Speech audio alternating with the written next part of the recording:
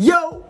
Ako si Zaki at eto na naman ang panibagong episode ng Zaki Reacts. Ang papanoorin natin ngayon ay Marshall Bonifacio versus the most hated battle MC ngayon, MP3. Ginanap sa gubat din. Nag-start ang hate kay MP3 dahil sa judging niya sa battle ni Cripply at Ban. Kasi nga kung nakasubaybay kayo sa Isa Buhay, si MP3 at Cripply ay naglaban ng Isa Buhay round 1 at natalo ni Cripply si MP3 at sa round 2 ng Isa Buhay, Cripply versus Ban ay isa sa mga naging hurado si MP3 at hindi niya binoto si Cripply. So at tingin ng mga tao, bias siya or gumaganti siya kay Cripply. Ayun yung dating or paningin ng mga tao. Feeling nila dinadaya sila ni MP3. Plus, dumagdag pa doon yung another judging niya, yung J-Block versus Vitrum. Tingin sa kanya ng mga tao ngayon, ng mga fans sa internet, ay isa siyang bias na hurado. Pero ano pa man mga ingay dyan, battle rap skills pa rin ang magsasalita. Yun, tangina, ang dami ko na naman pinapaliwanag. Simulan na natin yung battle. So, Dark Horse Clothing, thank you. So, magkakasama sila sa dumuduong records sa nanalo ng Coitos, si Marshall Bonifacio, ikikima na, si MP3, Gubat 15, pahinga natin, unang banat, MP3.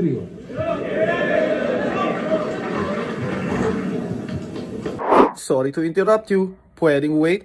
Paki-follow mo muna ako sa aking FB page. Boss, bakit si Marshall? Fan ako nito. Ang mga verses niya para sa akin naging sagrado, parang Bible. Nagpalaglag ako sa unang round ng Isa Buhay. Ganun ko siya ka-idol. Kaya yung matchup...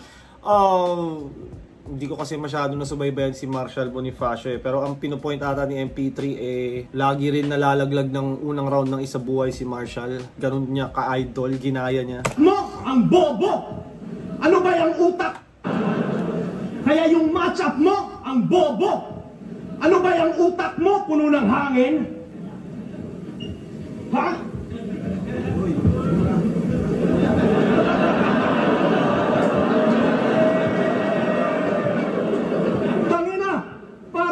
Tuloy yung laban, yung tulak pa, tumulak sa akin.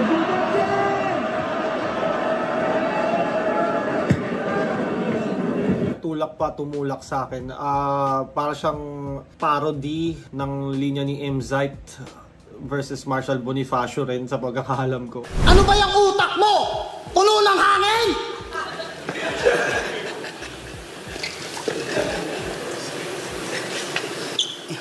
O kita mo, para matuloy lang yung laban, si Enigma pa tumulak sa akin!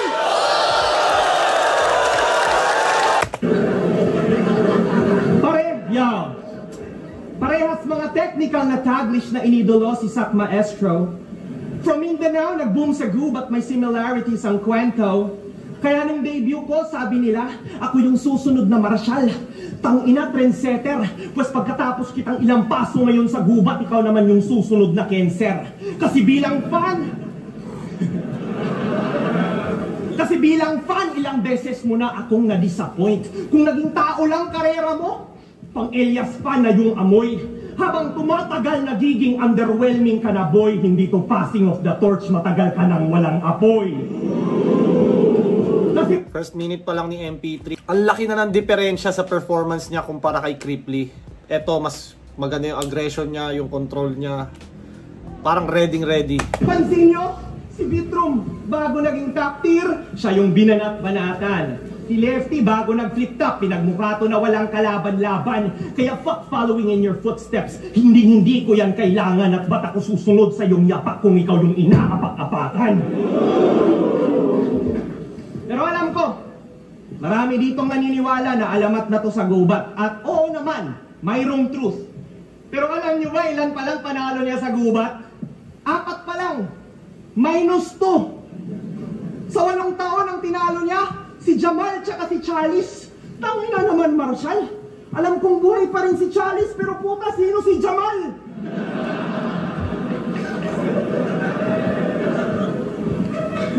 May rapper ba na Jamal sa gubat? Pati si Chalice, hindi ko rin kilala yun. Kaya pala nung laban nila ni Fangs, panay siya flex ng mga talo. Na tinalo siya ni Balakid Tats tsaka Invictus, ginawang silver lining nitong gago. Porket sa big names siya nadali, ginawa niyang validation men. Aba, kung achievement na pala yan, badang congratulations din! Pang mid-tier ka lang, Marshall. Karera mo naging bitin. Hindi ka star sa top at bottom tier ka lang naging between. Sana ang punto madiin. Wag... Ano? Hindi ka star sa top at bottom tier ka lang naging between. Sana ang punto madiin. Hindi ka star sa top at bottom ka lang naging between. Mid-tier.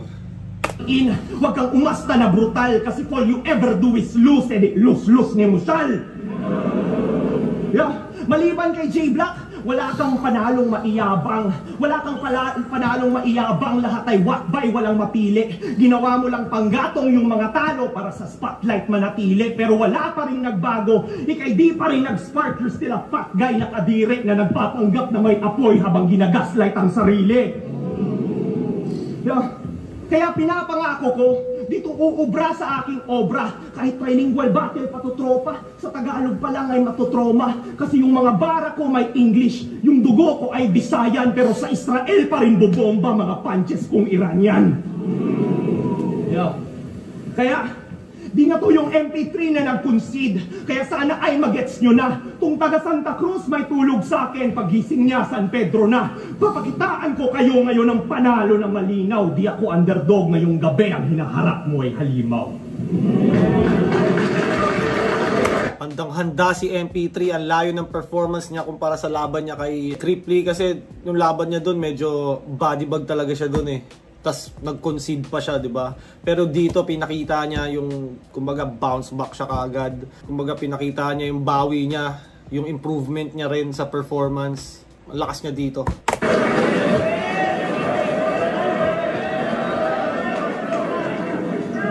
Ilom lang, may basta mag-choke ba? Yo! Night Pride Parade sa gawas.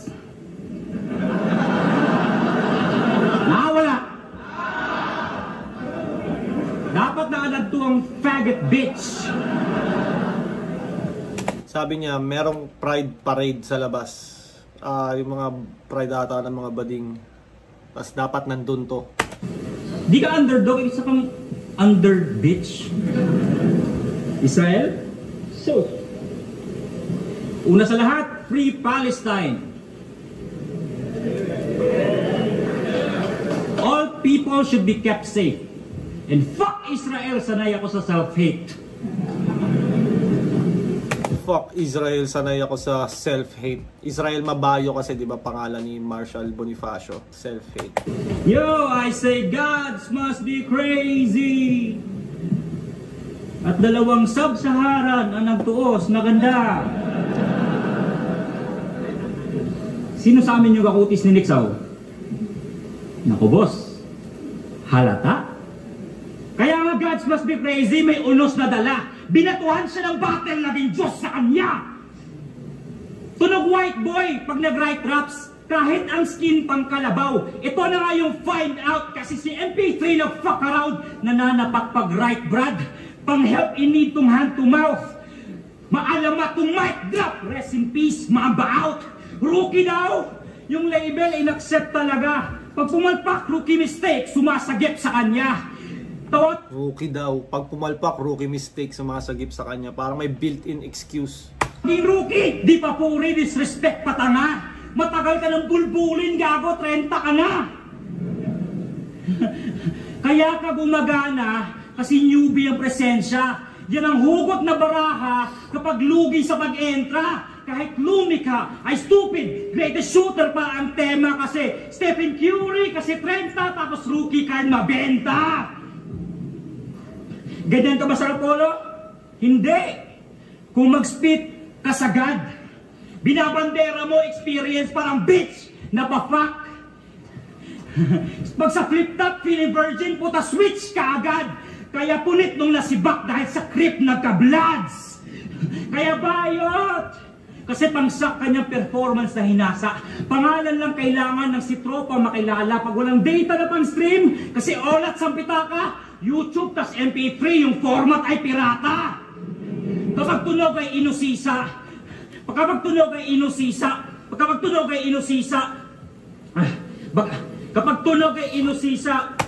Ano ba nangyayari dito kay Marshall? Lagi na lang may ganito, no? Stutter.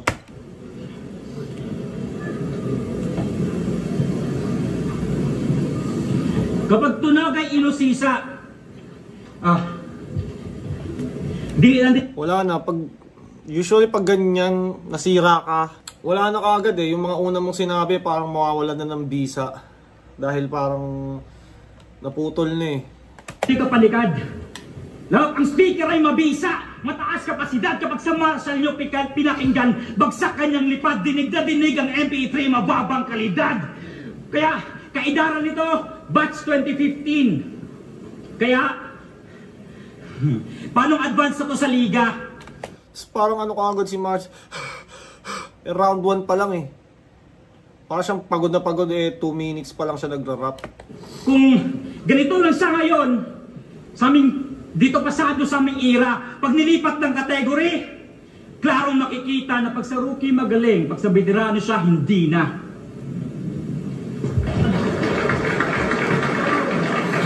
Okay sana yung round ni Marshall. Kumbaga, kung siguro kung nakompleto niya yun, medyo palag-palag din siya. May mga bars din siya eh. Ang kaso, naputol. Tapos parang ang bilis ng paghinga niya. Pumangit na yung body language niya. Mukha na siyang natataranta. Tapos hindi niya na spit na maayos yung mga sumunod.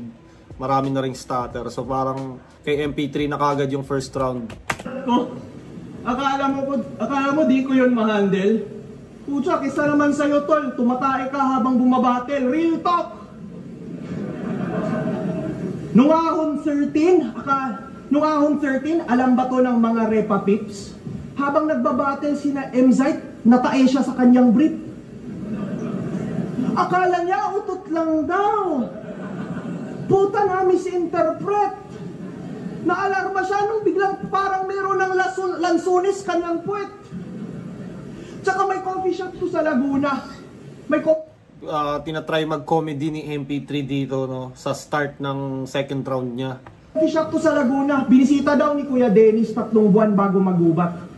At mula noon, di na gumaling yung mga bago niya na sugat. Yung kape niyo, puro asukal na may konting 3-in-1. Mahiya ka naman daw. Pag wala na silang creamer, pinapalit nila gaw-gaw. Sa Manila, nagdala pa to ng free sample sa kanilang cookies eh. Binahin niya yung isang box. Sabi niya, eto tol, bestseller namin. Boom! Kinain niya lahat. Sabi ko, paano namin malalaman kung masarap talaga yun? Pero ang talino mga kap, di niya naman daw mauubos kung hindi yun masarap. Yeah, ano idol? Jogging tayo minsan. Si John Leo kasi naaalarma. Nung nanghiram siya sa'yo ng pera, kinuha mo ang iyong pitaka. Kaso pagbunot mo sa iyong bulsa, may nalaglag din na shawarma. Tinatry dito ni MP3 yung comedy approach, no? Mababaw lang ba, Shal? Kung sige, pag-usapan naman natin kung paano ka bumatel. Yung flow mo na slow mo, tapos madalas pang nagsastutter. Pinuna mo pa si Acer. Pero naisip mo ba, brother, na what if sa ilang taon mong bumabattle ay hindi ka talaga rapper? Kasi kung rapper ka talaga, ba't panay ka stutter tapos after mong mag-spit ng 8 linya, hinihingal ka bigla? Totoo, no? Kagaya ng sinabi ko kanina, parang hindi pa naman, magigets ko pa kung second round, medyo marami ka ng binitawan. Pero yung first round pa lang, hihingaling ka na. Baka yun, kinakabahan, bumibilis yung tibok ng puso. Yung mga kanta mo, halatang pinuputol every 2 lines yung pag-record para makapasok lang sa beat, walang hiya. Kaya ka walang hits at ang bumilib mga mangmang. Di ka rapper kahit tweet mong i-admit mo na lang yan. Ito payo ko sa bitch at masakit man sa banban. Wala kang talent sa pag-spit to, lunukin mo na lang yan. Ako, may problema din sa pag-deliver. Di ko kayang sumigaw ng malakas. At ang resulta, naknamputa. Bagong paboritong MC ni Batas. Bagong paborito ba siya ni Batas? Di ko alam yun. Akala ko ako favorite ni Batas. Ang sakit nun ah.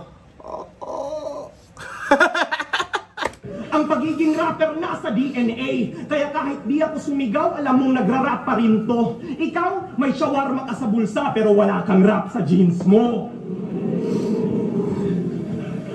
Kasi Marshall, ikay flawed na makata. Pagdating sa metro, ikay lost walang mapa. Di ko to kailangan na gawin pero ginagawa pa rin. Maipakita lang sa'yo kung wala ka. Daming awkward na poses, kailangan i-process sa thoughts. Kaya boss ang lalanya, tol walang aura. Feeling sick pag nag-speak tong bitch. Pero if my beat, ikay off parang abra. Di ka naging top. Di ka naging top tier sa tagal. Pati si Abra natamaan ng ligaw na bala dito. Offbeat daw. Gaya ng sabi ni M-Zite na offbeat daw si Abra. Tapos bumalik si Abra with a diss track. Or hindi naman diss track para kay M-Zite. Pero ano siya, parang may bar doon para kay M-Zite. Offbeat sabi nung walang sikat na kanta tol. There's only one name that you confound. Abra yun. Ang career mo, alam mo that's real. Kita mo ngayon ako'y lumabas sa kahon habang ikaw ilang taong ka nasarap nag-stand still. Pagdating sa patel, magaling ka nga umagay pero tangina mo ka. Tsaka lang may upbeat. Kaya Marshall, patunayan mo sa amin na MC ka talaga at pakitaan mo kami ng rap skills. Pero at least kasing tindi mo na si M-Zite at si Abra. Pucha sana all off. Parang si EJ Power na Bisaya no. Tip ka na nga, wala ka pang sikat na kanta tol. Best performance niya sa battle was 7 fucking years ago sa gubat pinakawalan. Yung Marshall na bumadibag kay Chalice, yun ang aking inaabangan. Kasi yun yung Marshall na magaling, na hanggang ngayon ang pagiging Marshall ginagampanan matapos ang 7 taon di mo pa rin nalagpasan. Dating rising star kaya pinuri siya, yung bars may decency. Pero mababattle man ang musika, nag-flop na recently. Kasi wala na siyang nabuli na malakas sa Trill MC at naging magaling ka lang sa umpisa na parang PSP. Shots fired! Sa iyong muka, hambugiro ka diba? Pues pag tinira kita sa puwet, baka malibog ka bigla. Diba inaasar mo akong bading? Wala akong plano dito, tangina. Anong tinitingin-tingin mo dyan? Pinapaikot lang kita. Tangina, nadali si Marshall doon. Feeling ko kahit sa akin ginawa yun, madadali rin ako ng ganun. Hindi ako comfortable may tatayo sa likod ko. Galing ni MP3 doon.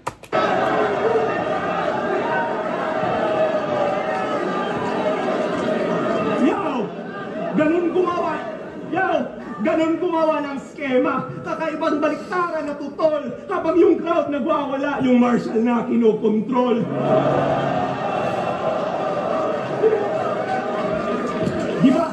Diba lagi mo kong inaasar na bading? Ilagay natin dyan yung paksa. Ang susunod na magsasalita sa ating dalawa, bakla. Ipiyok pa eh.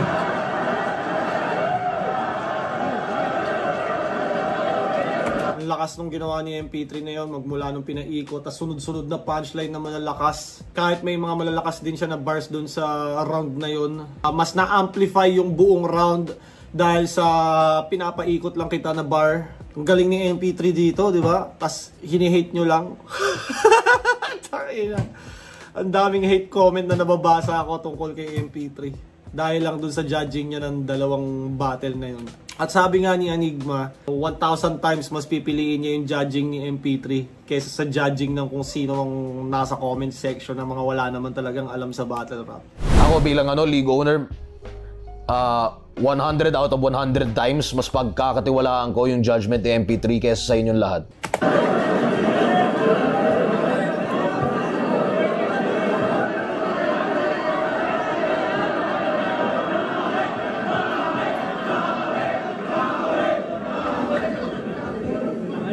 Halatang naalog si Marshall Bonifacio doon. No? Yung naglaban kayo ni Penpluma,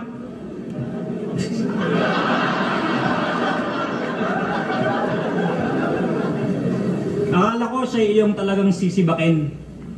Pero naging bakla din dating nung sinabi mong you're finishing him.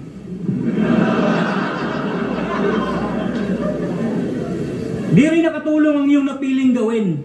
Isang round ka nag-rant kung ba't hindi ka badeng. Yun ang solid na concept. unique, natatanging halimbawa. Siya lang kailangang patunayang di siya bading sa gitna pa. Mabilis tataka ng kutsa mga maling pakilala bago tangkaing maitama bakit ka panipaniwala. Yung antonym, binot na, hindi totoo. Pero naging henyo pa yung punto. Ginawang Motos MC ni Crip kahit inventong nagkagrupo. Tumatatak mga kutsa kahit di sentro sa insulto. Taga Surigao, pwedeng sabihing membro ka ng kulto. Parang may napanood ako sa Surigao na parang may cult nga doon. Parang isa sila na naniniwala sila na sila yung mga hari at prinsipe ng lugar na yun.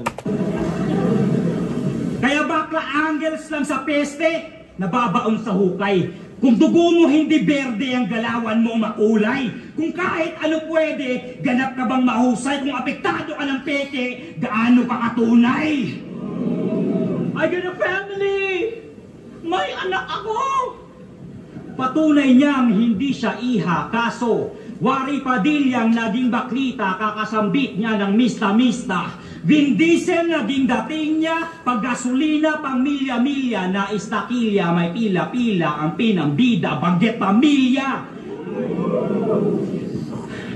Nakabuo, may pinagpasahan ng dugo, feeling G na Sigma. Kung lalaki ka dahil sa bloodline, bakit sa Crip di mabisa? Hindi ka tunay, ikay kadire. Papapanggap ay kitang-kita, hindi ka mananatili kung basyan ay linya-linya.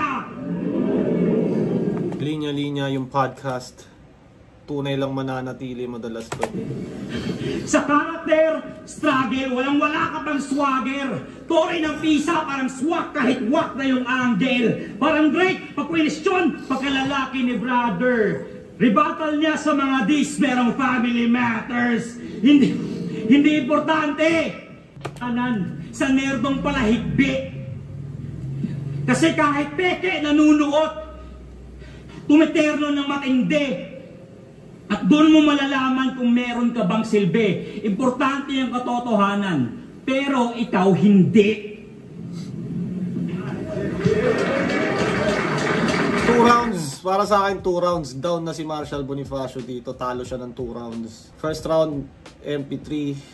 Second round, MP3 pa din. Ang hina na ni Marshall ngayon. Di ko alam ano nangyari sa kanya. Di ba nakaka-battle of the year to? So may mga performance din siyang malalakas. Di ko alam bakit ganto yung mga newcomer kahit sa... Hindi naman super newcomer si MP3, di ba? Pero medyo kakapasok niya lang din. Di ko alam bakit parang hindi na makapag-perform ng maayos si Marshall. Bukod sa stutter, napuputol yung momentum. Hindi siya maka-build ng, alam mo yung haymaker. Sorry to interrupt you. Pwedeng wait. Paki-follow mo muna ako sa aking FB page. Ang sakit naman. Di daw ako importante. Pero tol, ito dapat ang iyong malaman. Kung wala ako dito ngayon, edi wala ka rin kalaban. Puta. Tapos nag-gay angles, tapos siya yung unang salita. Gago. Pero, eto, last battle niya sa gubat, sabi niya si Acer daw ay peke na lokal, habang siya yung tunay na import. Pero tol, ito yung truth. Si Acer nagpapa-event yun sa Masbate para ang culture ma-improve. Ito, last time niyang nag-perform sa kanila, nag-demand ng ticket, TF at hotel. Ngayon, sinong fake at sinong true? Kung siya yung taga-iligan, tas panay siya flex na siya ay import ng Cebu, peke na lokal, na sa hometown di maasahan. Putya, di umuuwi kapag hindi binabayaran. In-spoil nyo kasi masyado, kaya biglang naging mahangin. Dito nakitaan ang galing, kaya di nakita sa nanggaling. Sa nakukit mo na strati kay nahuli at na-trap. Napaka-stupid at ang wax. Acer yung ina-attack, pero start looking at the facts. Ikaw yung tunay na panggap. Iligan yung nakatatak, tapos Cebu inaangat. Di sa pagbubuhat bangko. Pero ako sa Surigao, nag-organize ng events. Ginagabayan yung mga bago para mas lalo pa nilang pag-igihan. Nagpe-perform ng walang TF nang hindi napipilitan. Maliit lang kasi ang eksena namin. Di napapansin ng karamihan, pero binibigay ko pa rin lahat. Binibigay ko pa rin lahat at ako'y walang pinagsisihan. Kasi yung mga bagong tubo namin, dumadayo na sa ibang lugar, may mga laban na dikdikan. At malaki yung ambag ko kahit walang bumabalik na income. Alam kong di natin to responsibility, pero ako'y may paninindigan at ito yung mga di mo nagawa nung ikay nandun pa sa iligan. Oo, tol, dito sa liga, ikaw ang bigger star, no need mag-discourse dyan. No need mag-discourse dyan. Pero kung usapang peke na lokal, ikay mas fit dun man. Kaya wag mo akong yabangan, di ka important. Ako yung hometown hero, ikay import lang. Piniflex niya lang na siya'y taga-iligan kapag siya'y nasa iligan para ang crowd ay mapahype. Habang dito, piniflex niya siya'y pambato ng Cebu para mag-provide support naman sa live. Kaya gets na tol, di predator tong animal ay walang right. Sumisip-sip ka lang sa mga host na parang parasite. Kilala na kita, Marshall, ba't di mo kusang angkinin? May mga angles kang applicable sa'yo, kailan mo yun papansinin? Isang MC galing iligan, dun siya unang tinanim pero tumubo sa Cebu at yung nagbunga balimbing. Yeah, pinapalambot ko lang tong baboy nyo na para bang nilaga.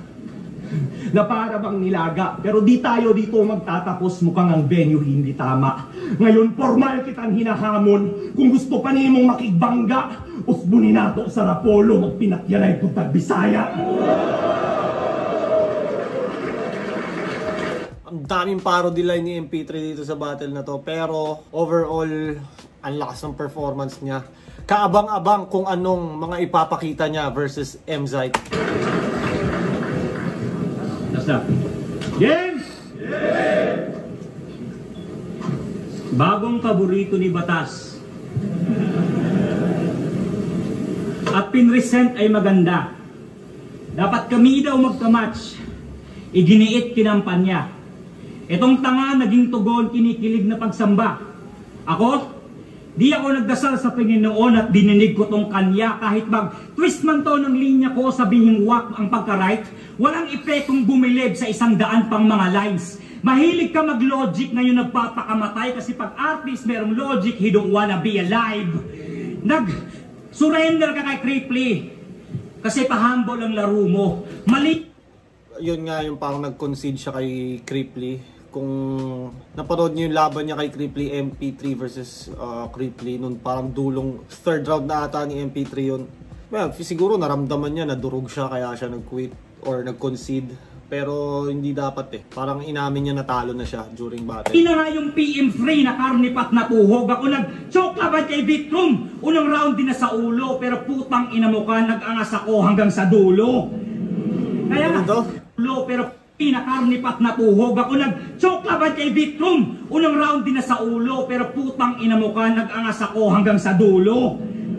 Kaya nag-choke daw siya kay Vitrum sa unang round, tapos nag-angas siya hanggang dulo. Hindi ko maano. Basta choke, wala na yun. Kaduda-duda tong damuho, panong una sa hukbuto. Di nga nag-choke pero daig mo pa ang putang napasubok. Doon pa legit na binanggit, binalasubas ka dugo mo. Doon pa legit na binanggit, binalasubas ka dugo mo. Tinawag na pangit ang pamilya, doon pa nakuha na sumuko. Kaya mataas ang katayuan ko kasi intensyon ay puro. Stand on fucking business, bitch, ayusin mo tayo mo. Magiging Rico yan ngayon at kamatayan na ang dulot. Sa lakas ng tama ng mga linya, idideklar ang bangungot. Sabi mo ba? Wala munang gubat. Pahinga muna. May paganyan ka pang abiso. So sampal sa mga linya mo ang laban na tumismo. Kung malalaman ang mali ko, bakit ka nandito? Balik sa gubat para lang makaharap ang iyong anito. Huling laban kanyang death, sa aking pangalan nagbalik. At doon nyo malalaman, malagad kanyang respect. Ako ang dahilan kung bakit he's back up from the dead. Parang Kristong napakita ng Lazarus effect. Kaya tinanggap niya yung laban. Kasi sayang pagkakataon na makwestiyon at tagasagot kapag meron siyang mga tanong. Pag ako nilaban niyo sa gods, baka sa dulo pa ng taon. Pag siya nilaban niyo sa gods, akala niya ngayon na yun.